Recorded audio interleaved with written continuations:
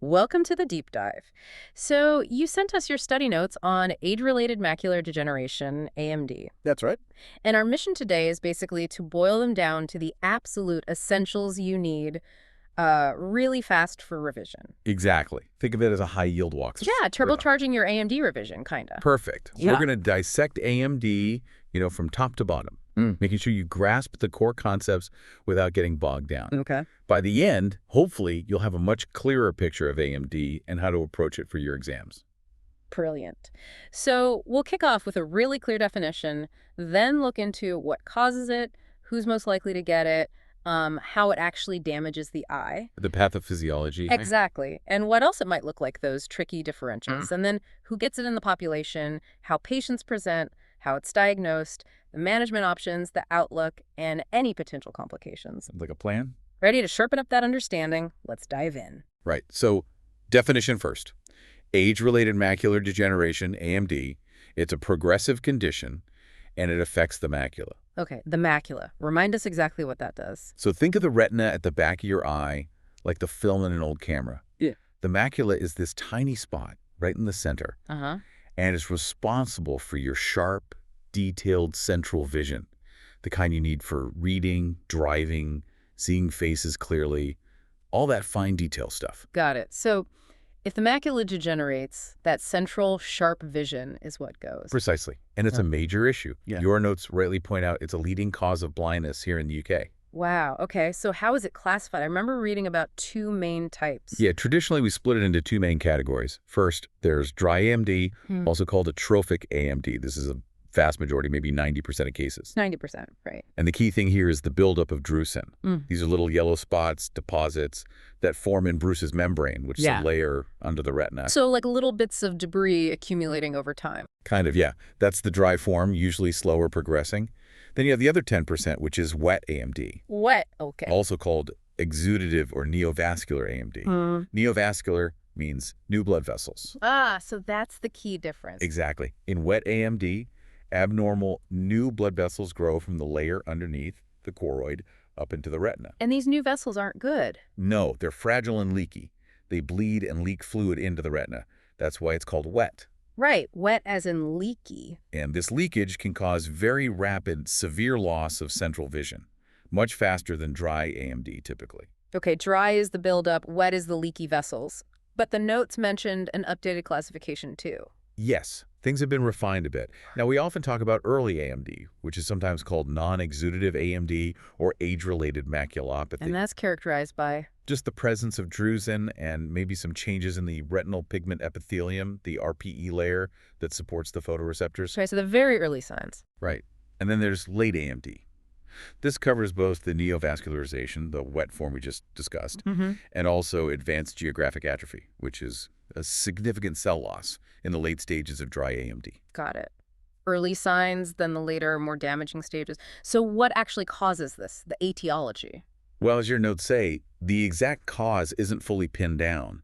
It's complex. Not just one simple trigger, then? No, it's definitely multifactorial. It seems to be a mix of your genetic predisposition and various environmental factors interacting over your lifetime. Okay, so genes and environment, what kind of factors are we talking about? The notes highlight a few key suspects. Chronic inflammation seems to play a role like a long-term, low-level irritation in the macula. Right. Oxidative stress is another big one. There's basically an imbalance where damaging molecules, free radicals, overwhelm the eye's natural antioxidant defenses. Okay. And then there's that genetic component. If you have close relatives with AMD, your risk is definitely higher. So maybe a mnemonic here, like AG for etiology, A for age-related factors, G for genes, E for environment. That works. Age, genes, environment covers the main basis. Cool. So who's most likely to develop AMD? Let's run through the risk factors. Age seems obvious from the name. Absolutely. Advancing age is the single biggest non-modifiable risk factor. The older you get, the higher the risk. But what about things we can potentially change? Smoking comes up a lot. It's huge. Smoking is a massive one. Current smokers have a significantly higher risk, maybe 2 to 5 times higher, of developing AMD, and often more severe forms too. Wow, that's a really strong link. Definitely something to counsel patients about. Definitely. Then family history, as we mentioned, having a first-degree relative with AMD bumps up your risk. Okay. And cardiovascular stuff? Yes, things like hypertension, high cholesterol, or lipid dyslipidemia, and diabetes are also linked. They Oh. affect blood vessels throughout the body, including the eye. So keeping your heart healthy helps your eyes too. Maybe another mnemonic, like heart risks. Let's see. H for hypertension, E for elevated lipids, A for age, R for race, it's more common in Caucasians, T for tobacco, smoking. Yeah, heart works well. Nice. What else? The notes mentioned UV light, diet, obesity. Yeah, these are seen as other contributing factors. Long-term cumulative exposure to UV light might play a role. Right. A poor diet, particularly one low in antioxidants like lutein and zeaxanthin found in leafy greens, seems to increase risk. And obesity is also implicated. And you mentioned ethnicity more common in Caucasians. Yes, and cumulative sunlight exposure sort of ties back into that UV potential risk. Okay, that gives us a good picture of the risk factors. Now let's Yeah. get into the nuts and bolts, the pathophysiology. What's actually happening inside the eye? So the central event, particularly in dry AMD, is that accumulation of drusen in the macula, those yellow deposits we talked about. The eye pebbles? Yeah. These drusen build up between the retinal pigment epithelium, the RPE, and Bruce's membrane underneath. And they cause damage. They do. They disrupt and damage the RPE, that vital support layer, and eventually the photoreceptor cells themselves, the rods and cones that actually detect light. So the cells needed for vision get damaged. Exactly. And this damage leads to the progressive loss of that sharp central vision. Maybe think Drusen for pathophysiology. Deposits ruining useful sight-enabling neurons. Okay, Drusen. And this happens in both dry and wet. Well, Drusen are the hallmark of dry AMD, Right. leading eventually to geographic atrophy in the late stages. In wet AMD, you have the Drusen and RPE damage, plus the growth of those abnormal choroidal neovascular vessels. Right, the leaky ones. Yes.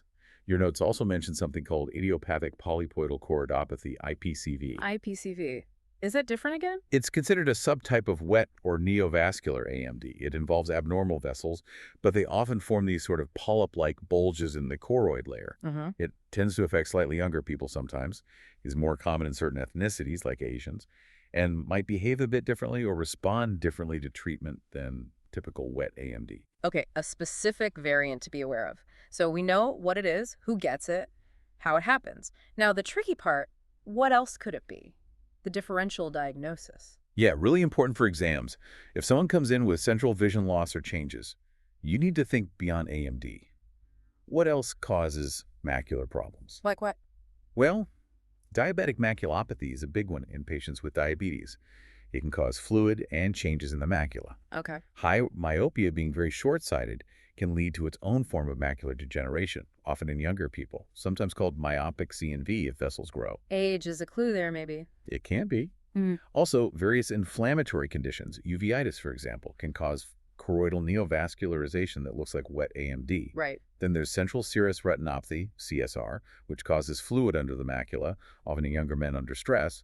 Macular telangiectasia is another vascular abnormality. And macular dystrophies. Dystrophies. How are they different?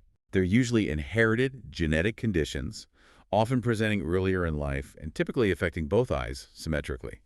Things like Stargardt disease or Best disease. Inherited and symmetrical. Okay. Your notes also mention a rare link with type 2 membranoproliferative glomerulonephritis, a kidney disease that can have eye findings. Maybe DIM for key differentials, diabetes, inflammation, myopia, macular dystrophy. DIM. Okay. The notes also had a separate list for painless vision loss. Why pull that out specifically? Because AMD usually causes painless vision loss. So you need a broad differential for that symptom specifically. Crazy. This includes really common things like just needing glasses, refractive errors, or cataracts causing gradual blurring. Right. But also more serious things like corneal diseases, a posterior vitreous detachment, or even a retinal detachment, retinal vein or artery occlusions. Okay. A wide range. Central serous retinopathy, again, certain drugs or toxins like methanol or chloroquine, even brain issues like tumors affecting the visual pathway, or strokes causing visual field loss. Late-stage glaucoma can eventually affect central vision too, and things like macular holes. It's a long list. Definitely something to keep in the back of your mind. Okay, let's shift to the population level. Epidemiology. How common is AMD? It's really common, especially in developed countries. As we said, it's the leading cause of severe vision loss in the UK, responsible for maybe 2/3 of blindness registrations. That's huge, and the numbers go up steeply with age. Absolutely. Your notes have the stats. Over 50, it's around 2.4%. Over 65, nearly 5%. And over 80, it hits about 12%. Wow, a big jump. Really shows that age relationship. And the dry versus wet split in the population? So about 90% of all AMD cases are the dry type. But, and this is crucial, the 10% that are wet AMD account for the majority, maybe 60%, of the severe vision loss caused by AMD. So the less common type causes most of the blindness. Exactly.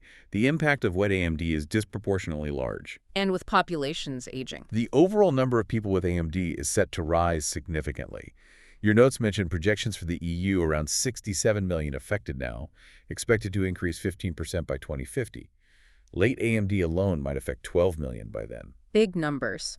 And ethnicity and gender. More common in Caucasians, as we mentioned, with the heart mnemonic, and possibly slightly more common in women, although that might relate to women living longer.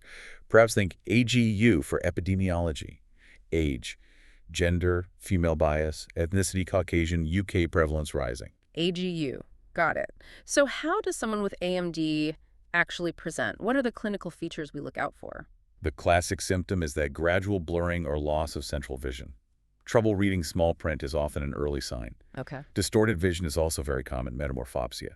Straight lines appearing weighty or bent, that's what the Amsler grid tests. Right, the grid test. Patients might also notice a scotoma, a dark or blurry spot right in the center of their vision. That central focus again. What other symptoms? Well, reduced visual acuity, especially for near vision. Loss of contrast sensitivity making things look washed out. Some people notice changes in how they perceive object size or color, difficulty adapting to dim light, or seeing dark patches centrally at night. Okay. Photopsia, seeing flickering lights can happen, and increased glare sensitivity.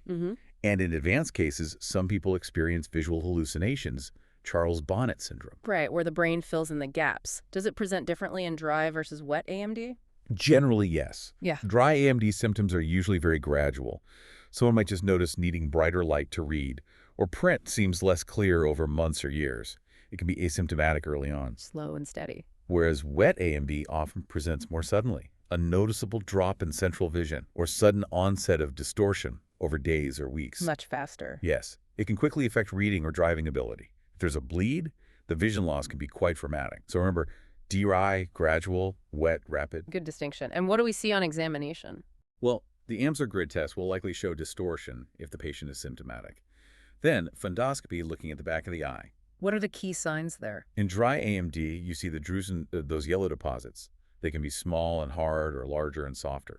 In late dry AMD, you see geographic atrophy patches where the RPE has disappeared. Okay. In wet AMD, you might see larger Drusen, but the key signs are related to the neovascularization.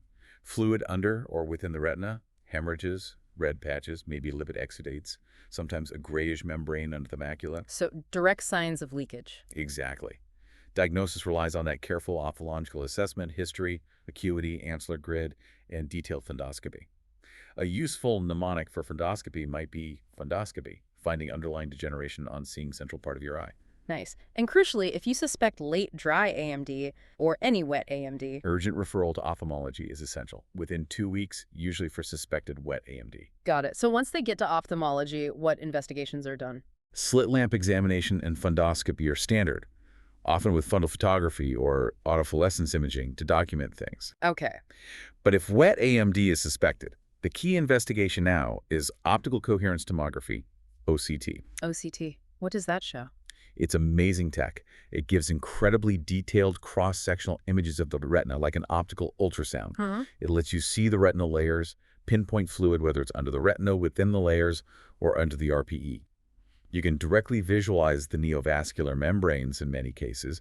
It's essential for diagnosis and monitoring wet AMD. Think OCT maybe as optical cross-section technology. Okay, so OCT is first line for suspected wet. What else might be used? If the diagnosis is uncertain, or sometimes for planning treatment, fluorescein angiography might be done.